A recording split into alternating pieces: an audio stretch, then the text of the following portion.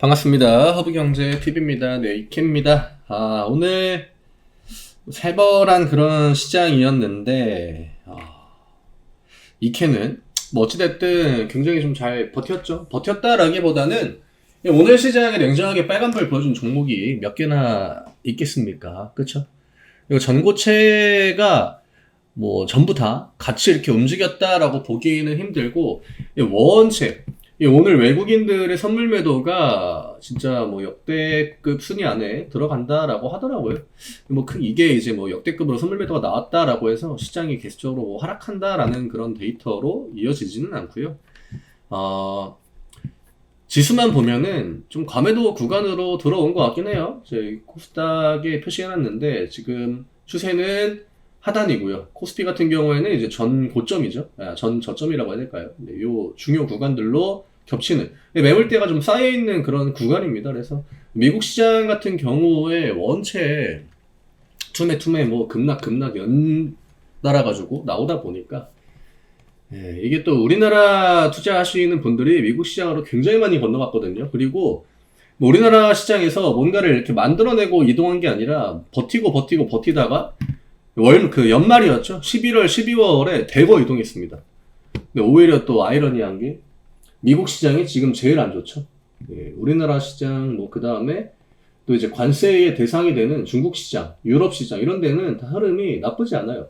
오히려 미국을 뭐 위대하게 만들겠다라고 했던 그 트럼프의 전략이 완전하게 반대로 먹혀들고 있다는 거. 그리고 미국 시장 같은 경우에는 조정이 너무 안 나왔죠. 뭐 미장은 뭐 신이다, 나스닥은 뭐 신이다, 말도 안 되는 얘기죠. 어떤 금융시장이 올라가기만 하겠습니까?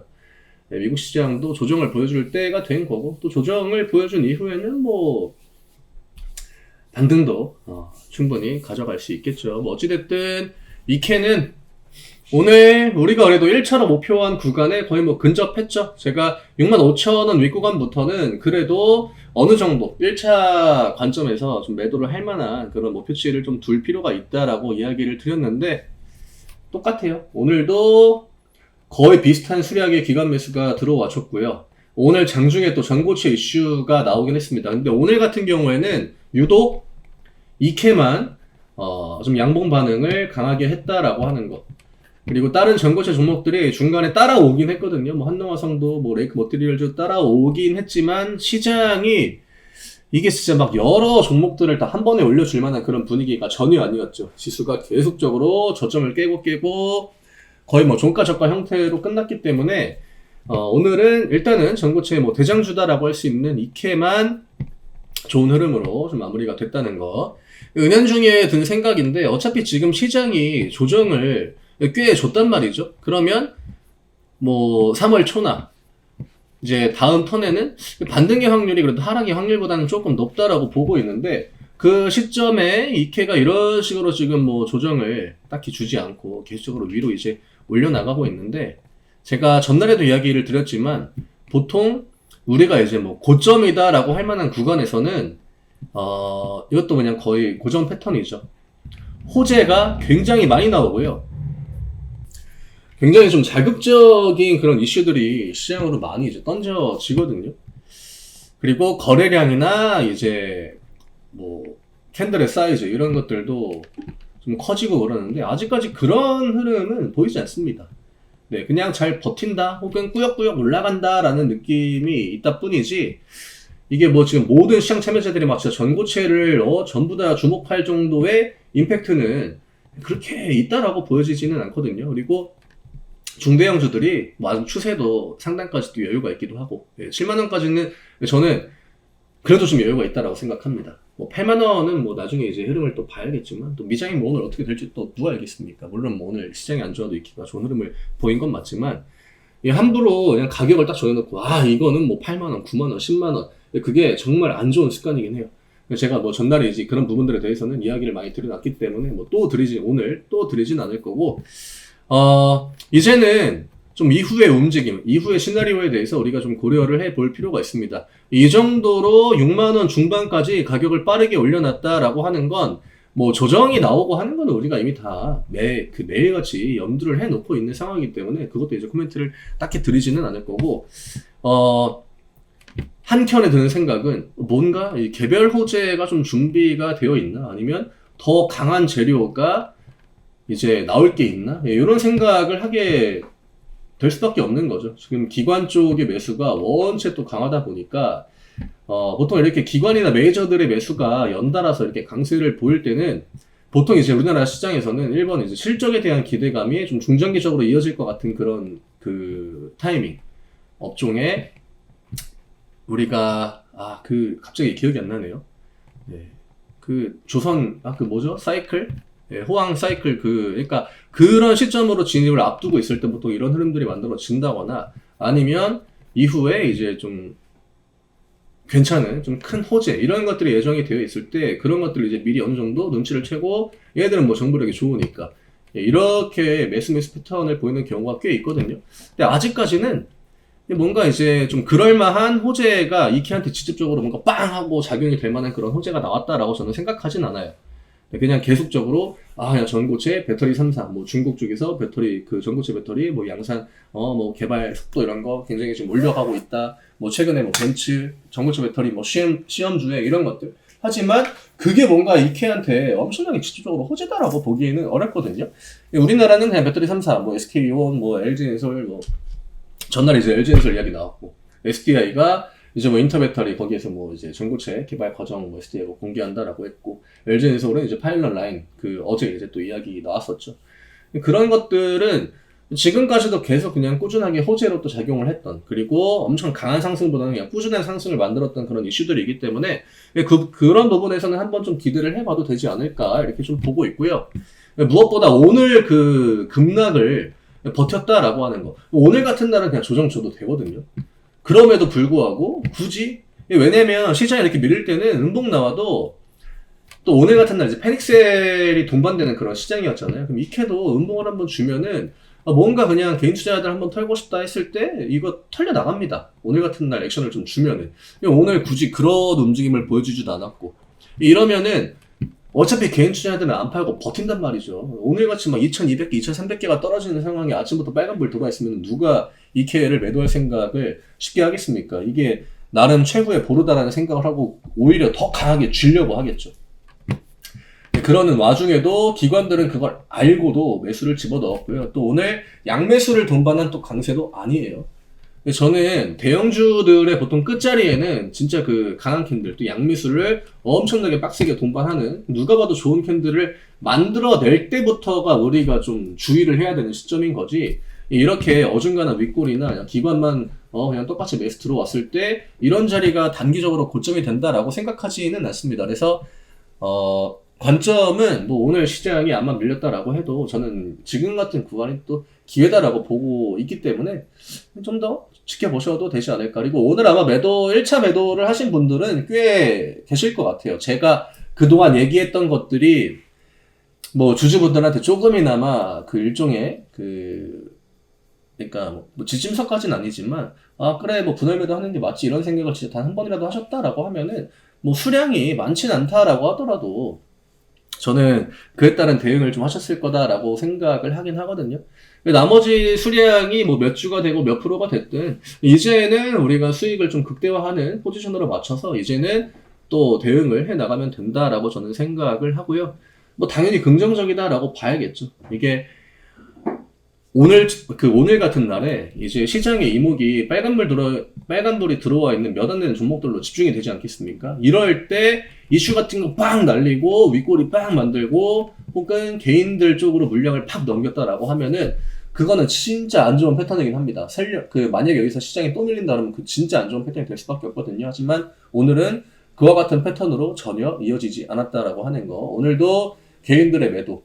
또 외국인들 같은 경우에는 지난번에 이제 6만원 뚫을 때 힘 썼던 그 물량들을 일부 이제 또 차익 실현을 한 거고, 또 외국인들도 대량 매도를 하지 않았고, 관점 바꿀 만한 그런 데이터는 아직까지는 나오지 않았죠.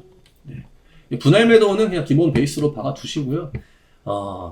이게 그 분할 매도 관련해서 한 가지만 이야기를 드리면, 이거 제가 예전에도 엄청 여러 차례 이야기를 드렸는데, 양봉이 나올 때, 그러니까 뭔가 좀 강하다라고 할 때 매도를 해야 됩니다. 이게 그 분할 매도라고 하는 것도 제가 간단하게 예시를 들어드리면 15%짜리 양봉이 장중에 나와요. 그러면 당연히 사람이니까 더 가겠네, 이거 상한가 가는 거 아닌가 이런 생각을 하겠죠. 근데 이럴 때에 매도를 내가 100주 들고 있는데 뭐 진짜 5주라도 매도를 하잖아요. 수익을 챙기잖아요. 이게 나중에 장 끝날 때 윗꼬리로 바뀌고, 그러면 이때 내가 찍혔던 수익률을 볼 거 아니에요. 예를 들어 뭐 70%라고 칩시다. 그러면 이게 장 끝날 때 되면은 쭉 내려오기 때문에 한 60% 와 있습니다. 그리고 다음날 음봉 나오잖아요. 그러면 주가가 이게 높을 때는 그 복리기 때문에 높은 가격에서 곱하기가 하락으로 나오잖아요. 그러면 5% 6% 빠지면 이게 수익률이 또 50% 초반대까지 내려간단 말이죠. 이러면 하루 만에 수익률 차이가 20% 나버립니다. 그러면 내가 이 50% 수익률 부분에서 분할 매도를 생각하겠냐는 거죠. 버티겠죠.